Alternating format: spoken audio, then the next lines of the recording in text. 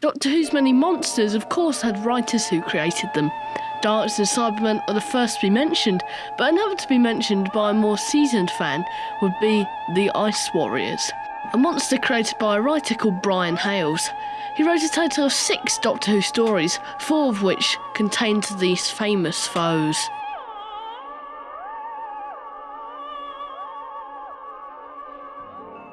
Brian Leonard Hayles was born on the 7th of March 1931 in Portsmouth, Hampshire. Interest in art and sculpture led him to become a teacher, first in Canada and then in Birmingham, West Midlands. The experience of writing productions for his students led Hayles to submit scripts for radio and television.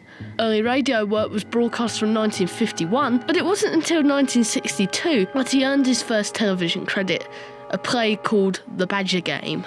During 1965, Hayles also submitted several ideas to the Doctor Who production office, of which The Celestial Toymaker was taken forward. His scripts underwent substantial alteration, first by story editor Donald Tosh and then by his successor, Jerry Davis. Nonetheless, Hayles was soon commissioned for The Smugglers, William Hartnell's penultimate serial as the First Doctor.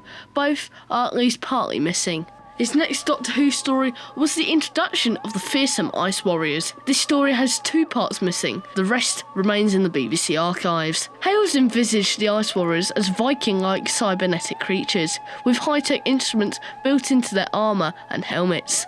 Costume designer Martin Ball, however, saw the creatures as more reptilian, with armour and helmets integrated into their carapace. This approach met with the approval of Derek Martinez, the story's director.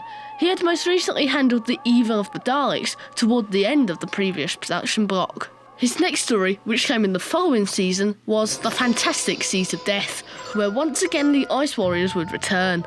Shortly after the broadcast of the Ice Warriors, Peter Bryant commissioned Hayles to write a new story containing these eponymous Martians. Hayles developed The Lord of the Red Planet during the first part of 1968, but it appears that the Doctor Who production team eventually soured on it, and a new storyline was commissioned from Hayles on July 15th, entitled The Seeds of Death. It proved more acceptable, and the script was subsequently requested on August 28th. Hayles continued to offer ideas for Doctor Who following Jon Pertwee's debut as the Third Doctor.